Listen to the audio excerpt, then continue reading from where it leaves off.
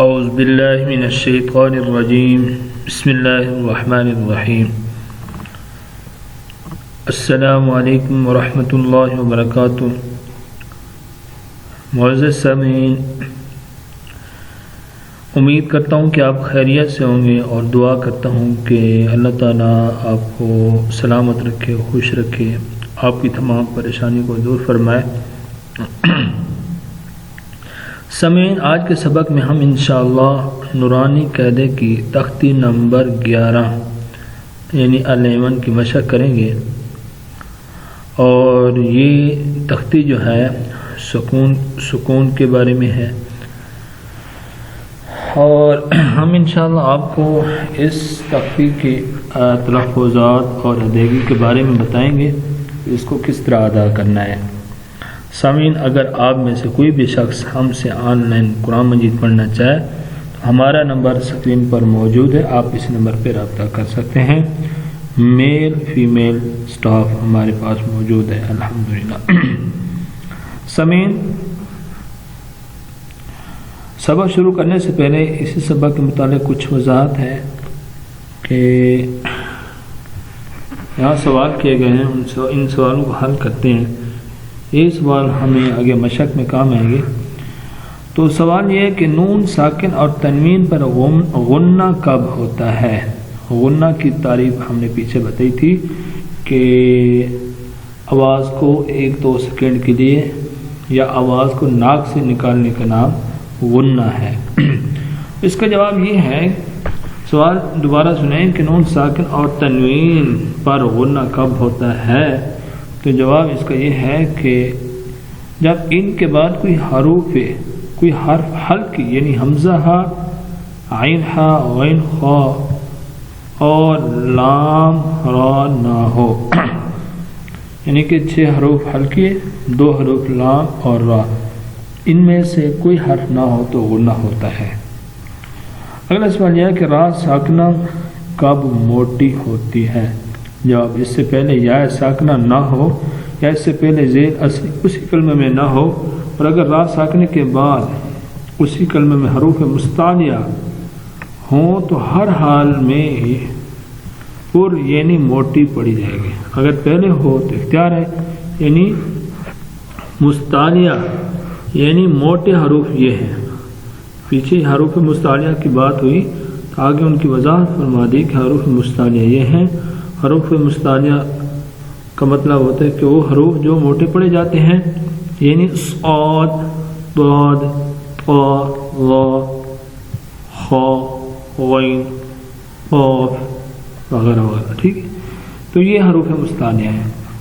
تو آگے ہے علامات وقف، کہ جب ہم ٹھہرتے ہیں تو کہیں وقف کرتے ہیں، سٹاپ کرتے ہیں تو کچھ علامات ہوتی ہیں، تو ان علامات کے بارے میں ان کا تعارف، یعنی کہ ان کو کیا کہا جاتا ہے۔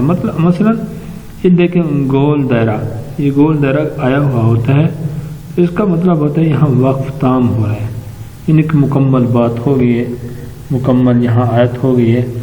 اگلی جو عبارت ہے وہ اگلی آیت کی ہے۔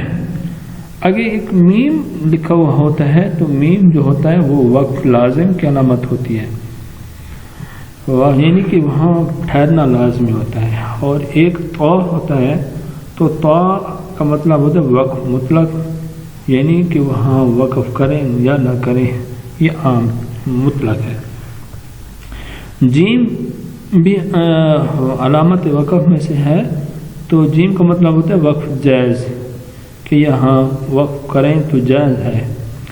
اور سین کہیں لکھا ہوا ہوتا ہے، تو یہ سین بھی علامات وقف میں سے ہے، تو سین کا مطلب سکتہ ہوتا ہے، یعنی سانس نہ ٹوٹے، وقفہ ذرا لمبا سکتہ، ٹھیک ہے، سانس نہ ٹوٹے۔ تو یعنی کہ ہم جب سین لکھا ہوا ہوگا تو وہاں ایک سکتہ کرنا ہے۔ سکتے کی حالت یہ ہوتی ہے کہ سانس جاری ہے، آواز رک جائے، تو یعنی کہ اسی عبارت اور اگلی عبارت کے درمیان تھوڑا سا فاصلہ ہو بغیر سانس لیے، اس کو سکتہ کہتے ہیں۔ تو علامت وقف میں سے وقفہ بھی لکھا ہوا ہوتا ہے، وقفے کا مطلب ہوتا ہے لمبا سکتہ، اور اسی طرح زا ہے تو زا وقف مجوز، لا پر اگر مجبوراً وقف کرنا پڑے تو پیچھے سے ملا کر پڑھو، ان کے لا پر تو وقف نہیں کیا جاتا، اگر مجبوراً کرنا بھی پڑ جائے تو پھر پیچھے سے ملا کے پڑھیں گے۔ لا کے بعد سے ابتدا نہ کرو، مثلاً کہ ہم نے درمیان میں وقف کیا، لا کھڑا تھا، پھر بعد میں لا کے بعد جو عبارت ہوتی ہے وہاں سے شروع کر دی تو یہ جائز نہیں ہے، بلکہ لا کے پیچھے سے جو عبارت ہے اس کو ساتھ ملا کے پھر آگے پڑھنا ہے۔ تو آئیے آگے مشق شروع کرتے ہیں۔ بسم اللہ الرحمن الرحیم۔ حمزہ نون زبر ان، تا زبر تا، انتا۔ اچھا سامعین، اگر یہ جو لاسٹ آخری حرف آ رہے ہیں ان کے اوپر جب وقف کریں گے تو وقف کی حالت میں اس کی کیا حالت ہوگی، کیا کنڈیشن ہوگی، تو یہ بھی آپ کو ساتھ بتاتا چلوں۔